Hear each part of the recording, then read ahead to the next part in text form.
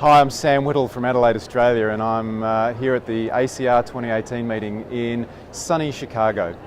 So in medicine in general and in rheumatology more specifically, changes in our practice often come slowly, often due to the slow and deliberate accrual of evidence from a wide range of sources over many years.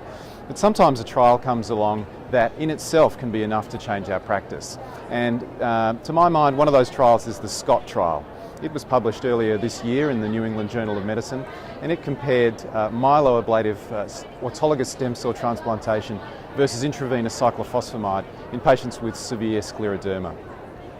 What it showed was that across a range of endpoints, including mortality, that the transplant group did better than the cyclophosphamide group.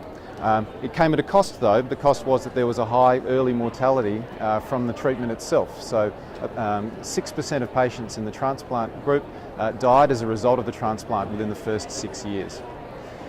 In today's plenary session, we were presented with the long-term extension results of the SCOT trial. So these are the data from year 6 through to year 11. And this was a really interesting abstract.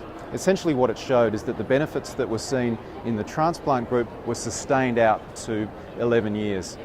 Interestingly, there were no further deaths in the transplant group after the 6th year, but deaths continued to accrue in the cyclophosphamide group. The transplant group tended to be better in general. They had a better performance status, they gained more weight, and they had higher rates of employment than the cyclophosphamide group. So this tells us that transplant, if you can get through the difficult early stage, seems to be a really beneficial intervention for patients with severe scleroderma.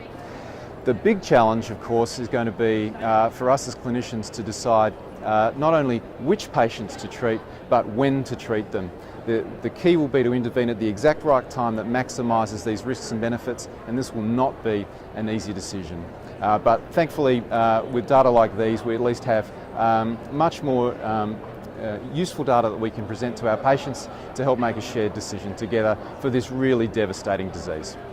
So for more updates like this, don't forget to stay tuned to rheumnow.com.